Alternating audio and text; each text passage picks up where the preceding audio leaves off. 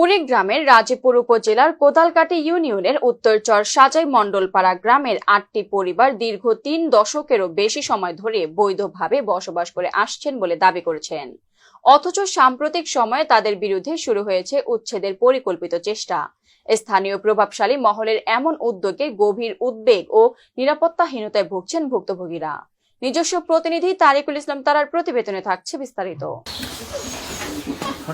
ভুক্তভোগী পরিবারগুলোর সদস্যদের মধ্যে রয়েছেন আব্দুস সালাম, মোবারক হোসেন, জাহাঙ্গীর আলম, শহীদুর রহমান, রফিয়াল হক, হবিবর মুন্সি ও আব্দুল জলিল। তারা জানান, প্রায় ৩০ বছর আগে তারা ৩ একর ৬৫% জমি বৈধভাবে ক্রয় করেন। এ জমির দলিল ও আদালতের রায় অনুযায়ী তারা মালিকানা পান এবং এরপর থেকে নিয়মিত খাজনা প্রদান সহ সকল আইনি প্রক্রিয়া মেনে বসবাস করে আসছেন। তাদের দাবি, এসব জমি নিয়ে এখন প্রভাবশালী একটি মহল নানা ধরনের চাপ সৃষ্টি করে উচ্ছেদের পায়তারা করছে। ভুক্তভোগীদের অভিযোগ, ১২-১৩ বছর আগে স্থানীয় প্রভাবশালী ও রাজনৈতিকভাবে সংযুক্ত কয়েকজন ব্যক্তি এস.এম. আব্দুস সাত্তার, এস.এম. আব্দুর রাজ্জাক, কামাল হোসেন ও আব্দুল ওয়াহাব ও মোর্শেদা বেগম গোপনে ওই জমির নামে বন্দোবস্ত গ্রহণ করেন এবং প্রশাসনিক প্রভাব খাটিয়ে জমির ওপর মালিকানা দাবি করতে শুরু করেন। এরপর থেকেই তারা ভুক্তভোগীদের ঘরবাড়ি থেকে উচ্ছেদে নানা ধরনের হুমকি ও চাপ সৃষ্টি করছেন। এই ঘটনার ক্ষতিগ্রস্ত পরিবারগুলো একাধিকবার লিখিত অভিযোগ দিয়েছেন রাজীপুর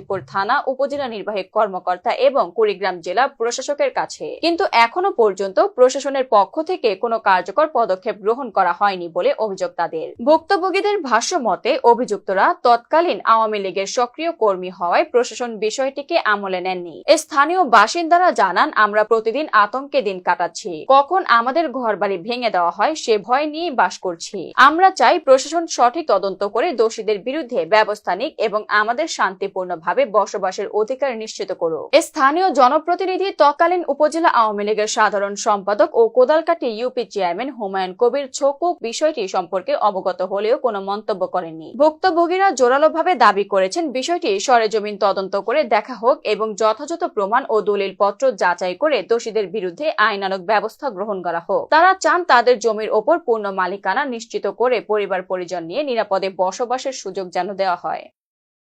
এস.এম. আব্দুর রাজ্জাক, এস.এম. আব্দুল সাত্তার, মোহাম্মদ কামাল হোসেন চৌধুরী, মোহাম্মদ আব্দুল ওয়াহাব, রশিদা বেগম, রশিদা ওরফে সুফিয়া বেগম, মুর্শিদা খাতুন, নাসিমা খাতুন, নাজমা খাতুন। সাবোয়া কেন্দ্রের নিকট হইতে একতরফা রায়ের জমি প্লাস তারপরে আমি ওই জমি খাসের সংবাদ শুনে বন্দোবস্ত নিছি।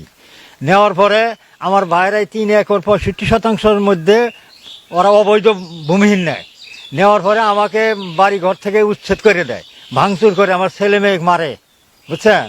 তারপরে আমি থানায় ৩-৩বার মামলা দিই, বর্তমানেও মামলা দিছি, ডিসি সাহেবের কাছে মামলা দিছি, এই যে আমি বিপদ থেকে বাঁচার জন্য। একতরফা আয়ের জমি বাচ্চা ছাড়া বিক্রি করে গেছে গরিব মানুষের কাছে। আমরা এই জমিগুলো সঠিক বিচারে গরিব মানুষগুলো যেন জমি পায় সেই বুদ্ধিটা আপনার কাছে চাই। দেওয়ার পরে এর মধ্যে আমরা চেষ্টা করছি অনেকবার খাজনা দেওয়ার জন্য, কিন্তু সরকার নেয় নাই। না নেওয়ার কারণে এই সুযোগ তারা কাজে লাগাইছে। ওরা ভূমিহীন করছে করার পরে ওরা একজন মুক্তিযোদ্ধা এবং অনেকে একজন সেনাবাহিনীর চাকরি করে, তারপরে আরেকজন মেম্বার ছিল, রানিং মেম্বার, সেই সময় রানিং মেম্বার ছিল কামাল উদ্দিন। হ্যাঁ, ওনারা অবশ্যই দল করছে, ওনারা আওয়ামী লীগ করছে এবং আওয়ামী লীগের দাপটে, মুক্তিযোদ্ধার দাপটে তারা ভূমিহীন গুলা পার করছে। মালিক খাজনা খারিজ করছে। কোন মূল্যে কিনে নিছে? মানে আদালত মূল্যে কিনে নিছি। হ্যাঁ, মালিক আদালত করে রায় করে নিছে, সেই মূল্যে আমরা কিনে নিছি। মালিক অথবা খাজনা খারিজে ধরা দিয়ে আইছে, মনে হয় যে